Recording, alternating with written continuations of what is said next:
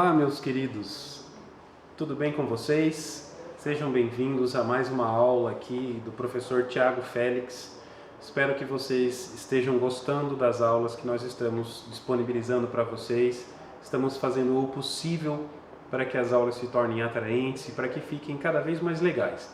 Tá? Nós estamos tendo que nos adaptar a esse período de pandemia e por isso nós estamos criando essas aulas para vocês. Tudo bem, pessoal? Espero que gostem e aproveitem a aula da melhor maneira possível.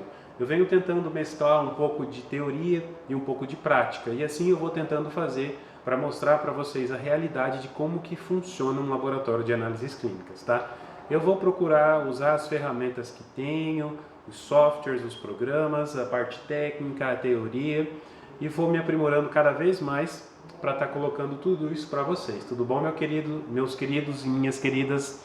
Ok? Muito obrigado, pessoal. Vamos lá. Então, hoje nós vamos conversar sobre microbiologia. Essa aqui é a nossa primeira aula de microbiologia. Então, hoje eu quero ensinar e ajudar vocês a fazer meio de cultura, agar. Certo? Talvez vocês já tenham visto isso em semestres anteriores, tá? Ok? Mas eu vou estar reforçando isso com vocês aqui, como que nós fazemos agar, ok? Então eu vou procurar fazer alguns de alguma forma, tentar mesclar isso para vocês. Se eu não conseguir fazer tudo, mas eu vou explicar para vocês como é que faz, para vocês terem uma boa noção. E quando a pandemia terminar, ou quando a gente tiver acesso aí aos laboratórios, vocês poderem vir até aqui ao laboratório, a gente coloca a mão na massa, vocês colocam a mão na massa para aprender a parte técnica certinho. Mas por enquanto, nós estamos fazendo o melhor que nós podemos para poder estar passando isso para vocês, ok? Muito obrigado, pessoal. Vamos lá para a nossa aula, ok? Valeu! Ok, pessoal, vamos lá. Então hoje nós vamos conversar sobre como fazer agar, certo? Então aqui eu tenho dois meios, o CLED e o McConkey, ok? Vou trazer aqui para mais perto para que a gente possa visualizar melhor. Esse aqui é o meio CLED e esse aqui é o meio McConkey. Em aulas futuras eu vou estar explicando para vocês para que serve cada um deles, né? Vai ajudar na identificação e diferenciação de enterobactérias, mas não se preocupem que nós iremos ver isso aqui futuramente, ok? Beleza, pessoal. Então aqui eu tenho como se fosse uma receitinha, né, de como preparar esse meio. Eu tenho aqui em várias línguas, certo? E eu vou procurar aqui o que está em português. Opa, encontrei aqui, certo? Então aqui a gente vai encontrar que nós precisamos suspender 36,2 gramas em 1 litro de água destilada, tá? Nós vamos deixar em ebulição para dissolver completamente. Esterilizar por autoclavagem a 121 graus Celsius durante 15 minutos, misturar bem antes de verter. Então o que nós vamos fazer? Geralmente nós utilizamos regra de 3 simples, tá? Regra de 3 simples, tá? 36,2 gramas está para 1 litro de água. 1 litro de água é igual a quantos ml? 1000 ml, certo? Só que nós não vamos preparar 1000 ml. Geralmente a gente prepara menos, tá? Geralmente a gente prepara aí 500 ml, 250. Então a gente faz uma regra de 3 simples e encontra a quantidade que nós vamos pesar, ok? A mesma coisa aqui para o McConkey. A gente precisa observar que cada meio de cultura ele tem uma regra diferente, tá bom? Nem todos você pesa a mesma quantidade. Vamos pegar aqui o CLED. A gente está observando aqui que o CLED você pesa 36,2 em 1 litro. Já o McConkey nós pesamos 51,5 gramas em 1 litro. Tá? Aí é só aplicar a regrinha de 3 que você vai descobrir a quantidade que você tem que pesar. Tá? Faz de conta que você vai pesar preparar 500 ml de agar, certo?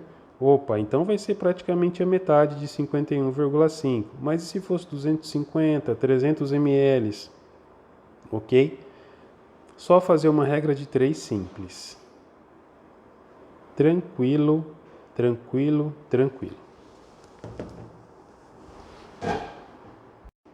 Vamos dar continuidade.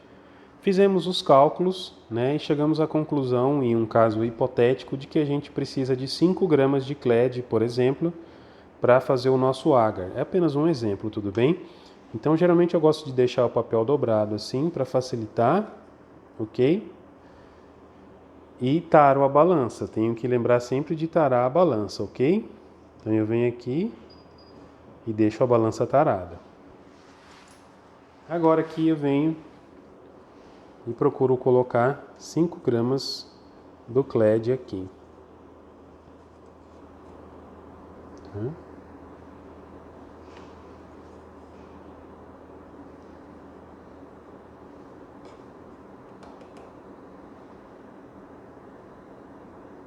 Depois nós vamos esterilizar tudo isso, tá, pessoal?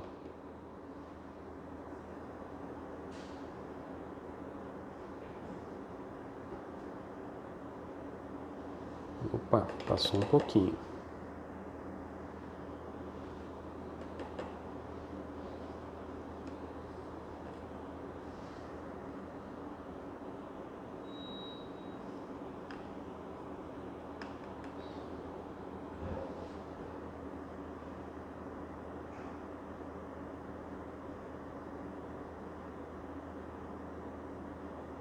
Isso, não tem problema. Aí daqui, ok? Nós vamos colocar vamos colocar no Erlenmeyer. A gente coloca a quantidade de água necessária para fazer essa, né? Faz de conta que foram 100 ml, né? Nós estamos vendo um caso hipotético. A gente coloca o volume necessário, depois vem aqui com o nosso e coloca aqui dentro. Por isso que eu gosto de deixar o papel dobrado. Não vou colocar, né, para não desperdiçar. Né? Então teremos a água aqui, né, aqui dentro e o nosso meio que nós vamos esterilizar.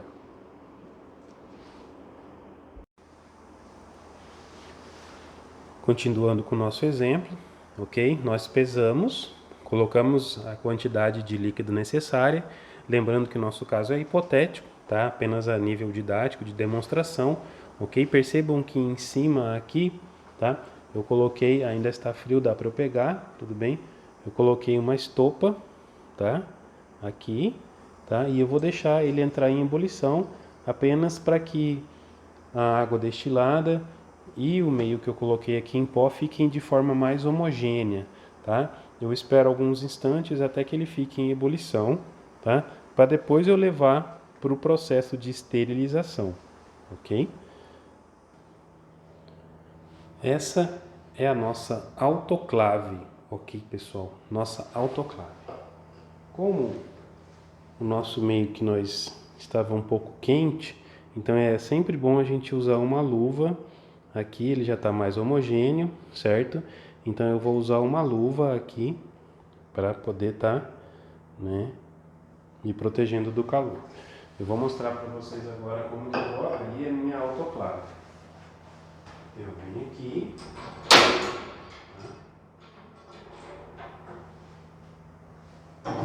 piso aqui, movimento ela. Aí aqui dentro da autoclave eu vou colocar o volume necessário de água. Geralmente eu tenho uma marca aqui, né? Pego o meu meio de cultura e coloco aqui dentro da autoclave, ok? Aí eu venho, fecho, ok? O importante da autoclave, pessoal, é sempre a água no nível correto e eu tenho que fechar ela de maneira paralela, ok? Quando eu fecho de um lado, eu tenho que fechar do outro lado igual, assim.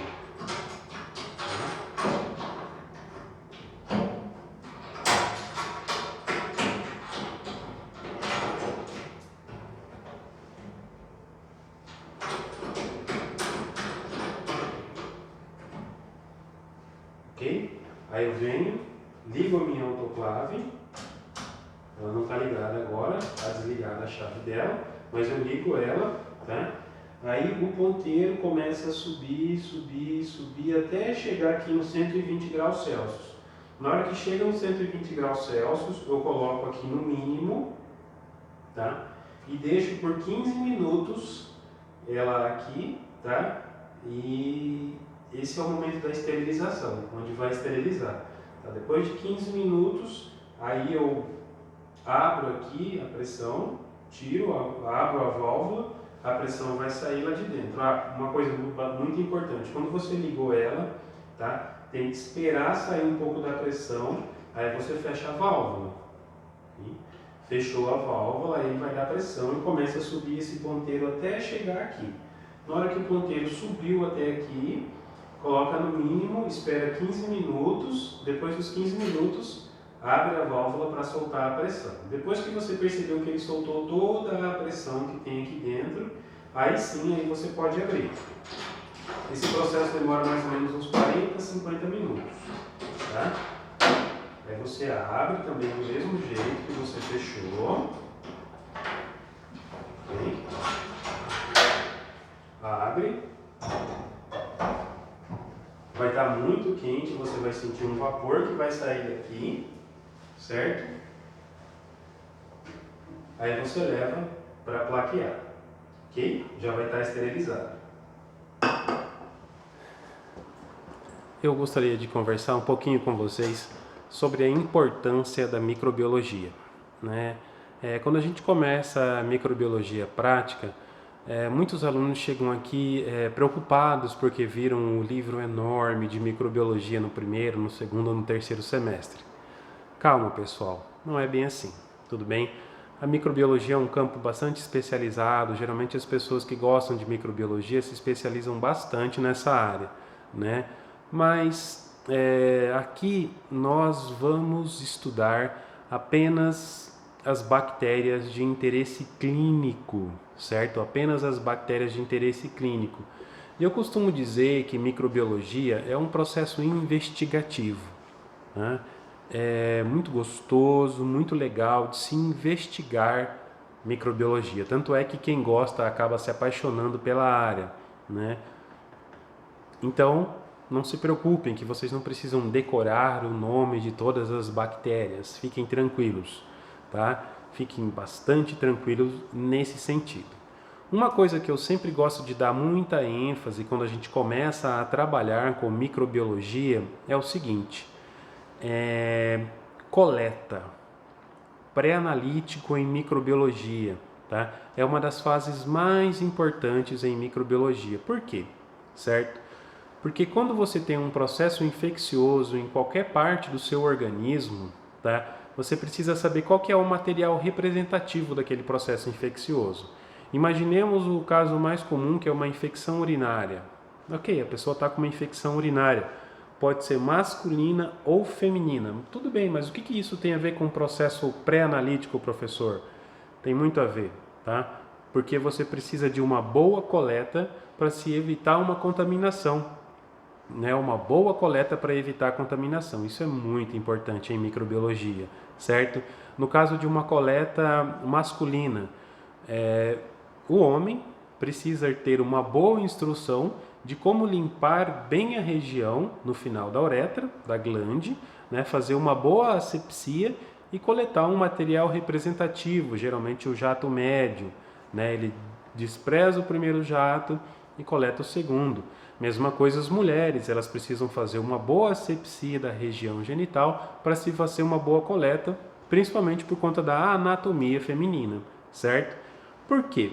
Existem laboratórios que até contratam uma técnica de enfermagem para fazer as coletas femininas, certo? Por que isso? Porque muitas vezes vale a pena você pagar um funcionário para fazer a coleta feminina de urocultura, por exemplo, do que evitar várias recoletas. Isso, recoletas. Porque quando você vai no setor de microbiologia, você consegue perceber facilmente quando você tem uma cultura que está contaminada. Eu costumo dizer, eu brinco muito com o pessoal, que a cultura contaminada parece uma rave. Tudo bem que a gente tem que evitar a aglomeração hoje em dia, é apenas um exemplo, pessoal.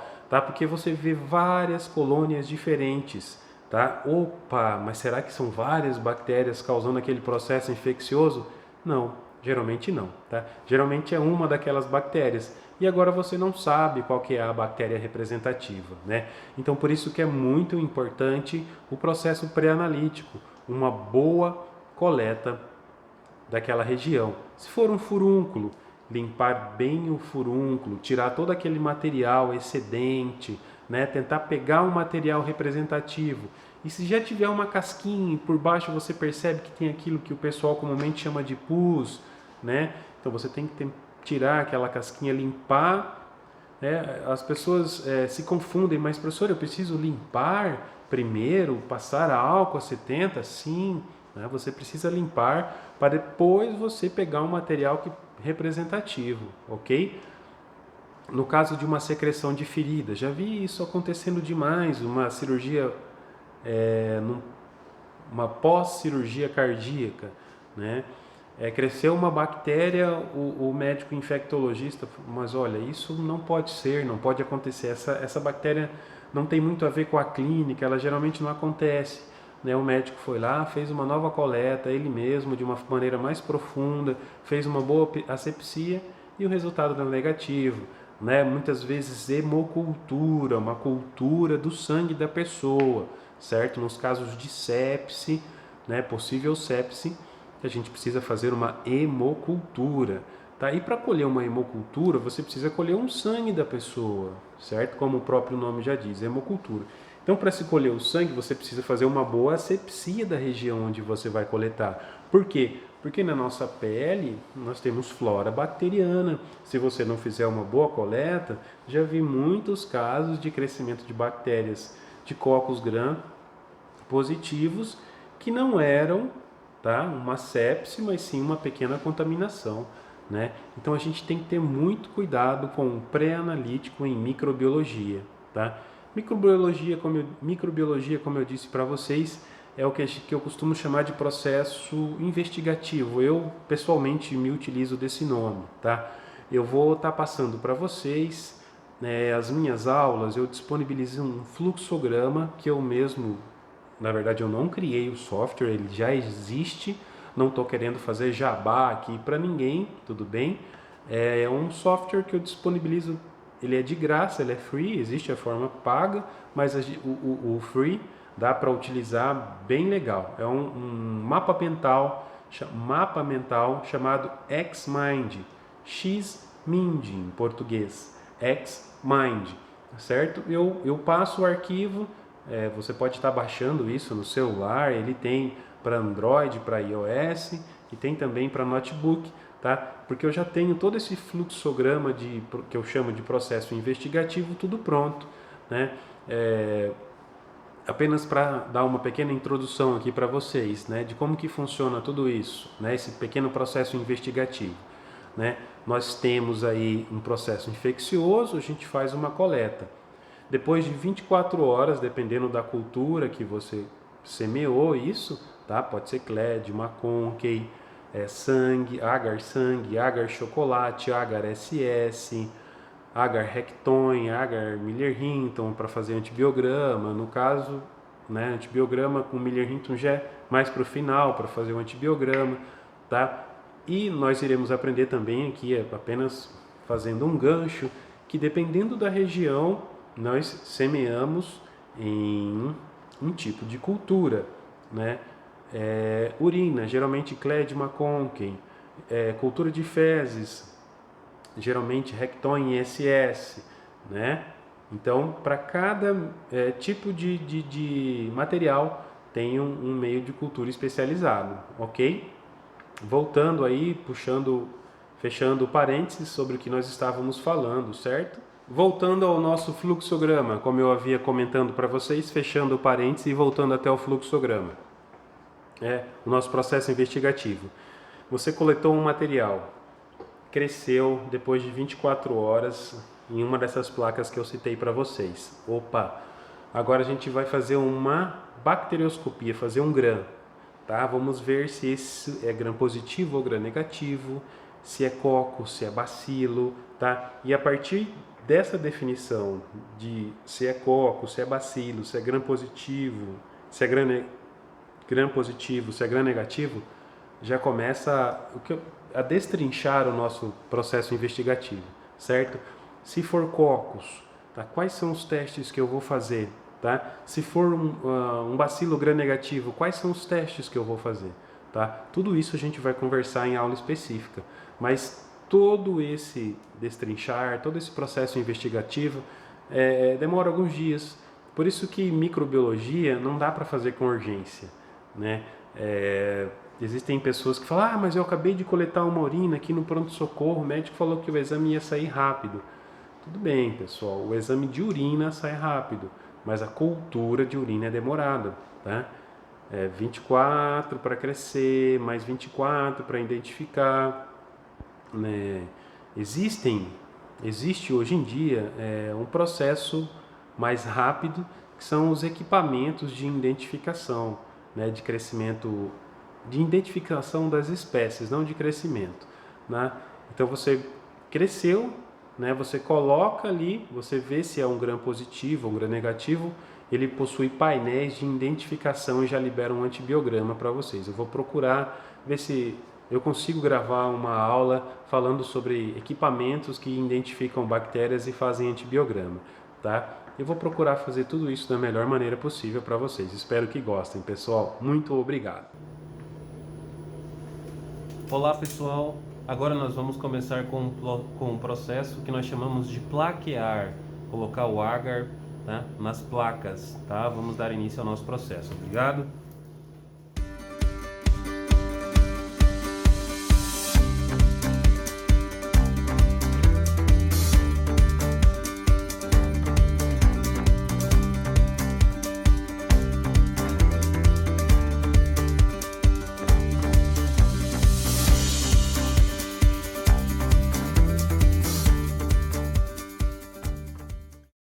Olá, pessoal, agora nós vamos continuar com o nosso processo, tá? Que eu chamei de plaquear, né? Eu pedi ajuda de uma amiguinha aqui e ela vai nos ajudar nesse processo, certo?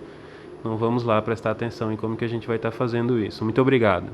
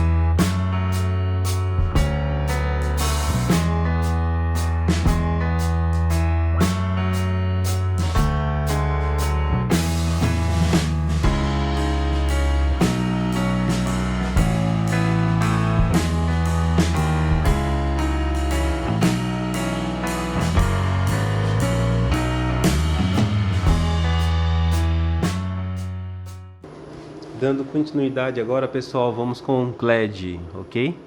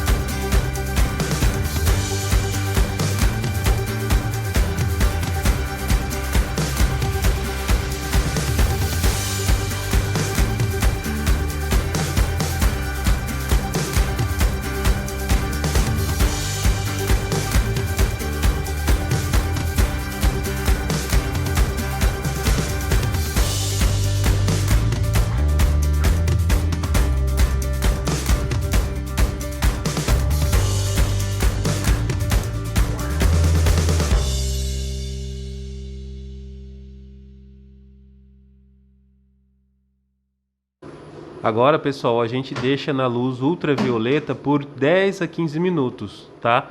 Para que a gente possa esterilizar toda a superfície do agar e o agar. Aí, após 15 minutos, a gente pode fechar e nós deixamos na estufa como controle de qualidade por 24 horas, certo? Isso é o controle de qualidade. A gente vai tampar, colocar na estufa por 24 horas. Se não crescer nada, aí a gente pode utilizar, tá? Muito obrigado, pessoal! Olá, pessoal! Vamos dar continuidade. Aqui, como eu comentei com vocês, tá? Antes de mais nada, me perdoem pelo ruído, se tiver muito ruído. Essa sala aqui de microbiologia, tem muitos equipamentos ligados, então deve ter um pouco de ruído de fundo aí, tudo bem? Mas vamos lá. Esse aqui, pessoal, é o Cladium maconchi Aposter, ok? Eu estou dentro de uma capela, então vamos baixar aqui para, né, que o meio não fique contaminado, tá? Então nós temos aqui o Cladium maconchi. Tudo bem, aqui eu já passei pelo processo de esterilização, certo? Já levei para o autoclave, já voltei com o Erlenmeyer com o meio autoclavado e já plaqueei. Esse aqui é o que nós chamamos de biplaca, certo? Biplaca, é assim que meio. Então esse aqui, rosinha, é o maconchi, tá? Esse rosinha é o maconchi e o verde é o meio clad, tá? Esse rosinha é o maconchi e o verde é o meio clad, certo? Já demonstrei para vocês para que serve cada um deles, tá? Geralmente para detecção de enterobactérias. Aqui nesse laboratório, tá? O pessoal aqui também gosta muito de fazer biplaca para sangue e chocolate. Sangue e chocolate. Percebam a diferença? Sangue, esse vermelhinho, tá? Esse vermelhinho aqui, e o chocolate é o marronzinho, tá? Lembram da diferença? Qual que é a diferença? A base é a mesma, a diferença é durante o processo, tá? Aqui nós colocamos o sangue de carneiro ou de cavalo, tá? Com o agar logo após vir a esterilização, né? Tiramos do autoclave, o agar está bem quente, a gente coloca aqui dentro o sangue. Na verdade não é aqui dentro dessa placa, certo? É dentro do Erlenmeyer, né? Dentro do Erlenmeyer. Aí depois homogeneizamos e aí plaqueamos, tá? E aqui é com o agar já um pouco resfriado, tá? As hemácias estão íntegras. Depois que nós semeamos a bactéria aqui por cima, tá? As bactérias que produzem hemólise, nós veremos as diferenças das hemólises aqui, tá? Algumas bactérias vão clivar, vão consumir e produzir uma hemólise, vão consumir as hemácias, ok?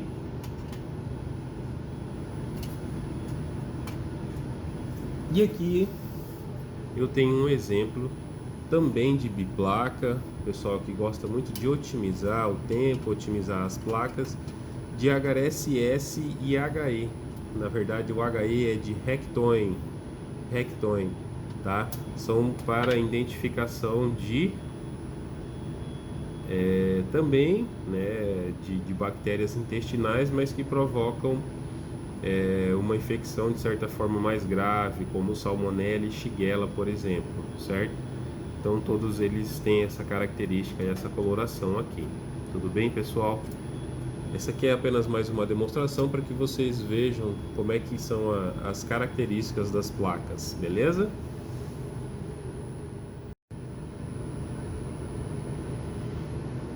Pessoal, trouxe aqui algumas colônias apenas a título de curiosidade, para que vocês possam ver como é que fica o crescimento das colônias após 24 ou 48 horas.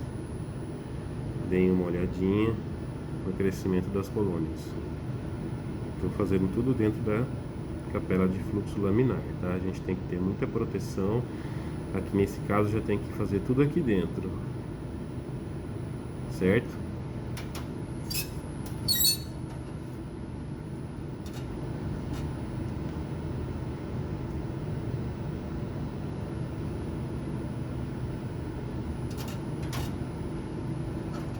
É a partir daqui que a gente começa o nosso processo, que eu chamo de processo investigativo. Adoro esse termo, já perceberam?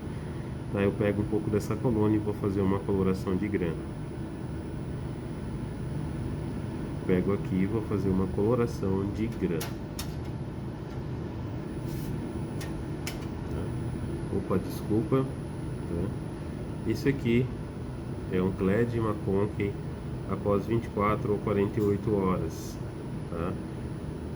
Provavelmente essa aqui é uma não fermentadora, não tenho certeza, mas pela característica da coloração. Tá? Logo nós veremos o que isso significa. Tá? Percebam aqui. Também.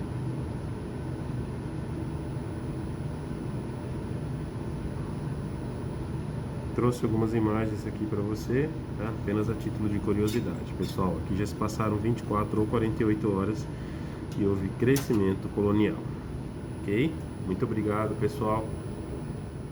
Vamos dar continuidade, pessoal. Como nós havíamos começado a conversar sobre meios de cultura, achei interessante colocar isso para vocês. Isso aqui é o fluxograma, o mapa mental que eu havia comentado com vocês. Tá? Esse mapa mental aqui é sobre meio de cultura. Tá? Vejam que ele, para mim pelo menos eu acho ele bem legal de raciocinar, porque você pode conectar todas as ideias, tá? Em uma tela só, e depois você pode ampliar, minimizar. Vamos lá que eu vou estar explicando para vocês sobre meios de cultura ricos e seletivos, e aqui colocando esse mapa mental para funcionar. Então, como é que funciona o processo que eu chamei de processo investigativo? Né? Dependendo da região onde nós vamos fazer a nossa coleta, nós utilizamos um meio de cultura diferenciado para poder estar fazendo a identificação bacteriana. Por que isso? Porque nós sabemos que, dependendo da região do organismo, algumas bactérias possuem uma probabilidade maior de estar causando aquele processo infeccioso ou não. Né? Secreções em geral. Né? Secreções em geral. Quais são os meios que nós mais utilizamos? Tá? É o agar-sangue, o McConkey e o chocolate. Agar-sangue, McConkey e o chocolate. Tá? Agar-sangue nós colocamos sobre tensão de O2. O que é? Perdão, tensão de CO2. Quando nós estivermos, se eu tiver a oportunidade, eu vou estar mostrando isso para vocês. Quando nós estivermos em um laboratório de análises clínicas, nós temos um recipiente cilíndrico de acrílico, tá, com uma tampa, né, e lá dentro a gente coloca o agar-sangue que nós acabamos de semear. Geralmente a gente coloca uma chama, uma vela, alguma coisa que consuma o oxigênio que está lá dentro, né?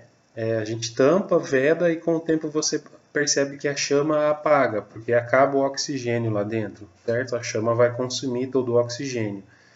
Então, aí nós dizemos que essa atmosfera está sob tensão de CO2, tá? Existem bactérias que preferem, né, esse ambiente, ok? Então, secreção em geral, nós colocamos no agar-sangue, no McConkey e no chocolate. Gostaria de abrir um parênteses aqui, nós estávamos conversando, né, até há pouco tempo sobre a feitura do meio de cultura, como que nós realizamos o meio de cultura. Tá? Eu não demonstrei para vocês, numa próxima oportunidade vou estar fazendo isso, como que se produz agar-sangue e chocolate. O agar-sangue ele é a base de sangue de carneiro e alguns outros animais que nós utilizamos. Tá? O agar-sangue e o chocolate, eles se utilizam da mesma base, tá? O blood agar. Tá?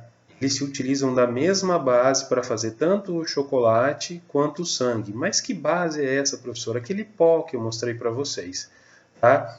No caso da aula, eu estou mostrando só o Clad e o McConkey, mas nós temos para cada um desses meios de cultura aqui o que a gente chama de base, que é aquele pó. Tá? Então, qual que é a diferença, então, já que a base é a mesma para o agar-sangue e para o agar-chocolate? É no momento da produção, tá, que nós estamos fazendo. Nós esterilizamos, todos esses agres, como eu mostrei para vocês no autoclave. Quando você tira o Erlenmeyer com o meio dentro do autoclave e leva até o laboratório, você coloca já o sangue em um desses meios, Blood Agar, com ele bem quente. Como ele está bem quente, pessoal, como ele está bem quente, o que vai acontecer? Ele vai hemolizar as hemácias. Hemolizar as hemácias. Quando ele hemoliza as hemácias, ele fica com uma cor característica de chocolate. Ele hemoliza e fica bem marrom. Né? Por isso que eu coloquei aqui marronzinho. Tá? E já o agar sangue, a gente não resfria totalmente, senão ele vai solidificar, né? Mas um pouco antes de solidificar, a gente coloca o sangue. As hemácias não vão hemolizar, elas vão ficar íntegras. Por que isso? Porque existem bactérias que preferem as hemácias hemolizadas e existem bactérias que gostam da hemácia íntegra. Elas vão hemolizar a hemácia depois. E também, né, como a gente vai estar estudando aqui em microbiologia, essa hemólise que algumas bactérias provocam nesses meios vai ajudar na identificação. Beta-hemólise, alfa-hemólise, gama-hemólise. Tá? Só abrir um parênteses aqui. Secreção em geral, a gente prefere usar o sangue, chocolate e o Maconk.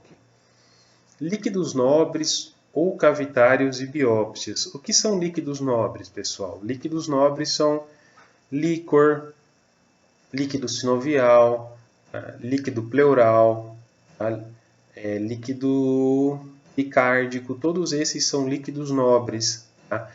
Eles são líquidos que não possuem nenhum tipo de bactéria e estão nas cavidades do nosso organismo. Tá?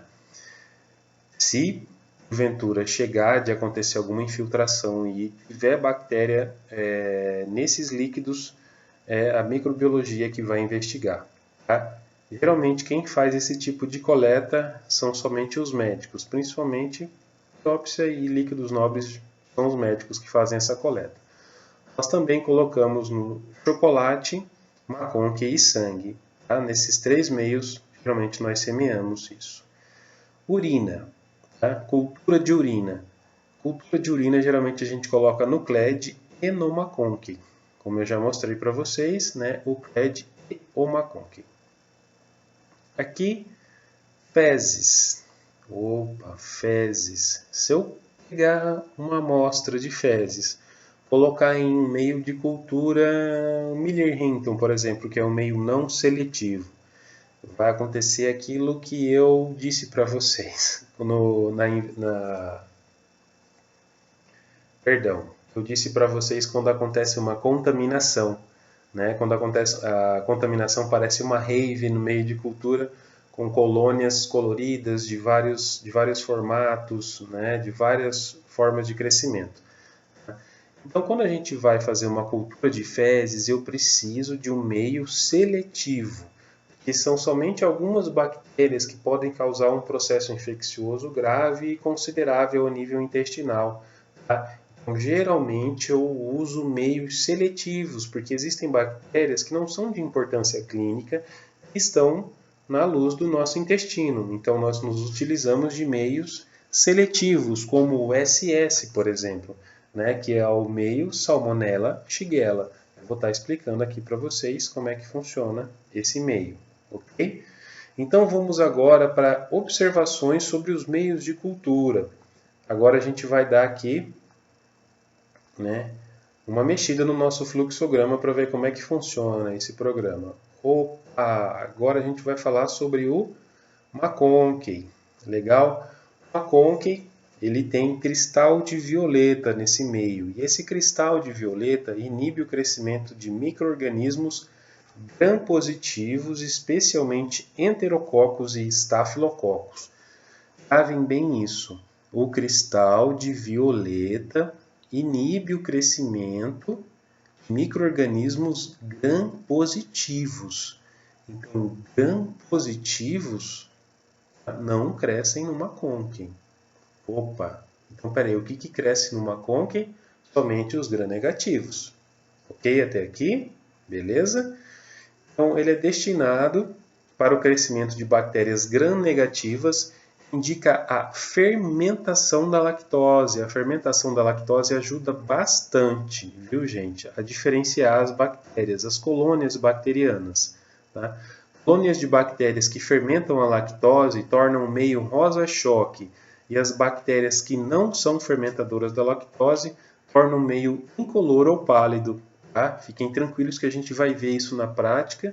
Eu vou trazer algumas imagens para vocês. Vocês vão poder estar vendo isso de uma maneira bem legal. Ok? Interpretação. Tá? Não havendo crescimento bacteriano, constata-se que a amostra está isenta de bactérias. Tá? As bactérias fermentadoras de lactose produzem colônias vermelhas ou rosadas, como eu havia dito para vocês. Outros bastonetes gram-negativos, como a Pseudomonas, SP e Aeromonas, tá? Também apresentam crescimento, formando colônias cuja coloração varia de incolor até verde café.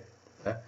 Bastonetes gram-positivos têm seu crescimento inibido pelos sais biliares e pelo cristal de violeta. Legal até aqui? Vamos minimizar então o McConkey. Vamos para o CLED, tá? Para que fique McConkey e CLED. McConkey e CLED eu sempre gosto de falar deles juntos porque eles são bem utilizados para identificar as enterobactérias. Tá? Então vamos para o CLED e depois eu falo do chocolate e do sangue juntos. Então CLED, vamos lá, vamos aumentar aqui um pouquinho. Legal, ó, agar-CLED, né? O que CLED é? Agar de cistina lactose deficiente em eletrólitos. Tem um meio de cultura enriquecido, destinado ao isolamento e cultivo de diversos micro-organismos. Tá? Recomendado para amostra de urina, fornecendo uma boa diferenciação colonial com características diagnósticas nítidas. Tá?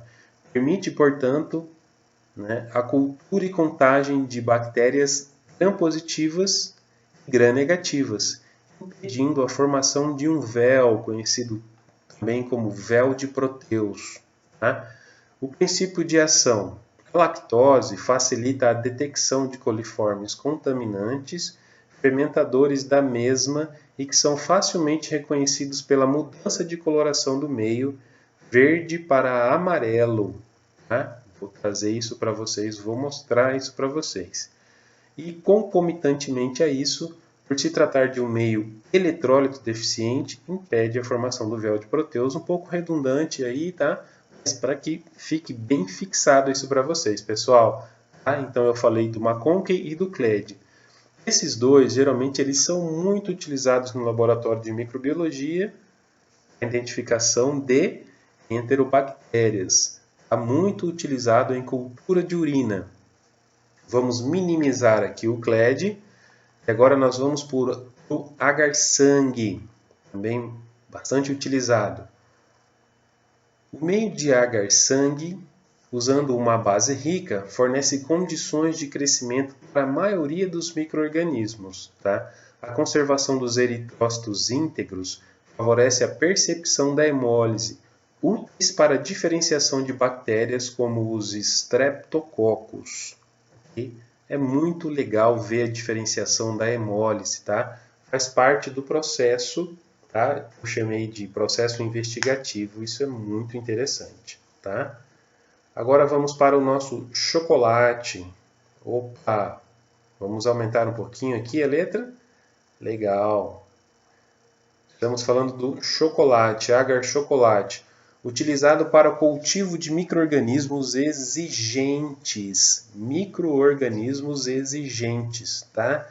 Quando a gente está em microbiologia, a gente vê que tem alguns micro-organismos que demoram até 48 horas para crescer. Aí, quando eles estão em chocolate, por isso que eu disse para vocês, microbiologia não dá para fazer com muita urgência. As pessoas, eu gostaria que saísse o mais rápido possível o meu exame. Olha, tem que esperar o crescimento bacteriano, né, identificação. Não dá para sair tão rápido assim, tudo bem? Utilizado para o cultivo de micro-organismos exigentes. Embora cresçam neste meio quase todos os micro-organismos, à base do meio é adicionado sangue de cavalo, carneiro ou de coelho. em temperatura alta. Lembrem que eu falei para vocês quando eu estava explicando sobre a diferenciação entre o agar chocolate e o agar sangue. Todos se utilizam da mesma base, o mesmo copo, bola de agar. A diferença é a hora que você coloca o sangue, tá? Após a esterilização. É a hora que você coloca o sangue após a esterilização. Você coloca o sangue no meio, certo? Coloca o sangue dentro do Erlenmeyer, tá? E homogeniza. No caso do agar chocolate, nós acabamos de tirar do autoclave, certo? Pegamos o Erlenmeyer com aquela luva que eu mostrei para vocês. Chegamos até nossa capela, a nossa capela de fluxo laminar, tá? Colocamos ali a quantidade de sangue necessária. Essas hemácias vão se hemolizar. Tá? Quando as hemácias se hemolizam, elas liberam hemina e hematina, que são compostos fundamentais para o crescimento de micro-organismos exigentes.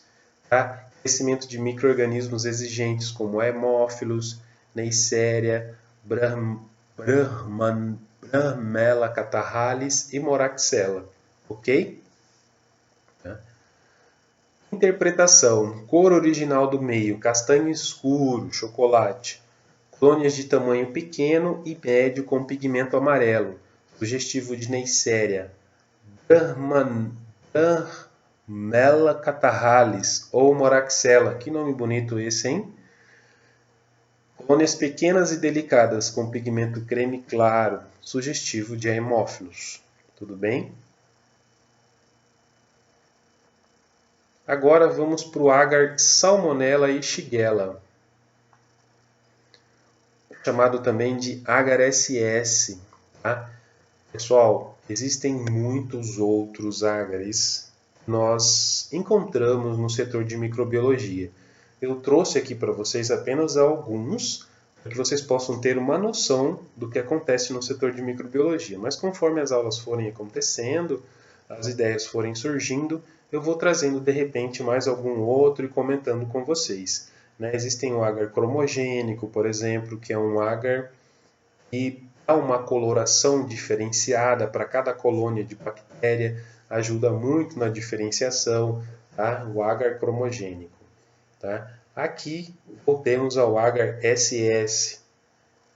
O agar SS possui componentes como sais de bile, verde brilhante e citrato de sódio, tá? Que inibem micro-organismos gram-positivos.